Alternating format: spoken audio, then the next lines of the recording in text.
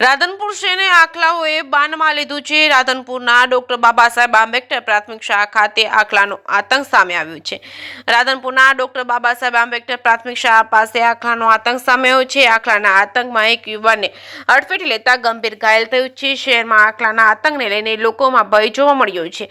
જ્યારે આ વિસ્તારમાં આખલા યુદ્ધ જામતા આખા વિસ્તારને બાનમાં લીધું હતું, જેને લઈને લોકોમાં દોડધામ મચી હતી। આખલા યુદ્ધમાં યુવાનને ગંભીર ઈજા પહોંચતા હોસ્પિટલ ખાતે ખસેડવામાં પગના ભાગમાં ગંભીર ઈજા પહોંચી છે। ઘટનાના પગલે સ્થાનિક કાર્યકર નરેશભાઈ બારોટે નગરપાલિકાના પ્રમુખને જાણ કરતા જ નગરપાલિકા ટીમ ઘટનાસ્થળે પહોંચી આખલાને પકડવાની કવાયત હાથ ધરી છે। જોકે ઘટનામાં આખલાને નગરપાલિકા ટીમ દ્વારા પકડી લેવામાં આવ્યા હતા અને પાલિકાના કર્મચારીને પણ ઈજા પહોંચી હતી। ત્યાર સુધી આખલાને કારણે રાધનપુર શહેરમાં 4 જેટલા વ્યક્તિઓના મરણ થયા છે। ત્યારે નગરપાલિકા દ્વારા ઢોર ડબ્બે કરવાની કવાયત તેજ કરે તેવી લોક માંગ ઉઠવા પામી છે।